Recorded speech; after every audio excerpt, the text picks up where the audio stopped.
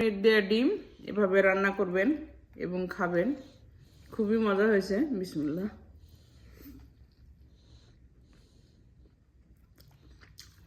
আমি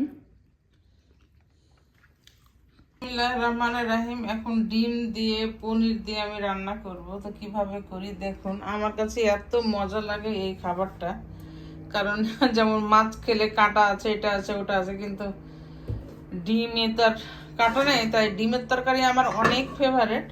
তো আমি প্রথমে পনিরগুলোকে ভেজে নেব তেলে, কিউব কিউব করে কেটেছি।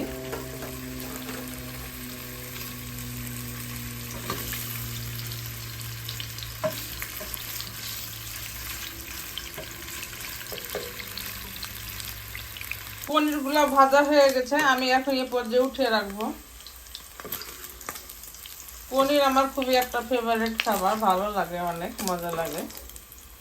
তো আপনাদের কার কার মজা লাগে সেটা কমেন্টের মাধ্যমে জানাবেন।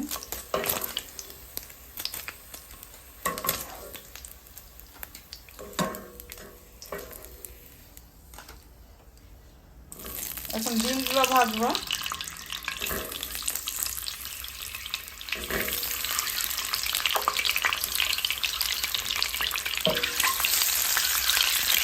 ডিম এমনি আমার খুবই মজার একটা খাবার, কারণ আমার ডিম খুবই মজা লাগে। আমি যেমন সকালে ব্রেকফাস্ট 2টা ডিম খেলে আর অন্য কিছু লাগেই না।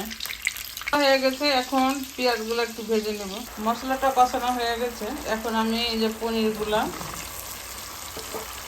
দিয়ে একটু কষিয়ে নেব।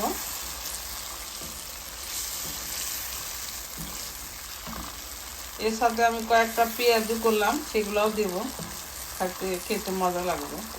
পেঁয়াজের তরকারিতে অনেক টেস্ট হয়।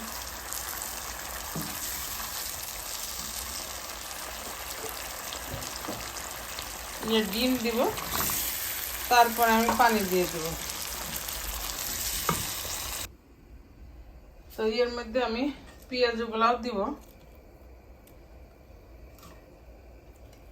অনেক ভালো লাগবে খেতে। এখন ঢাকনা দিয়ে আমি ঢেকে দেব। তো এই যে আমার তরকারিটা হয়ে গেছে, এর মধ্যে পেঁয়াজিও দিছি, তো কয়টা বানাইলাম, তো ভাবলাম যে দিয়ে দিই, টেস্ট লাগবে।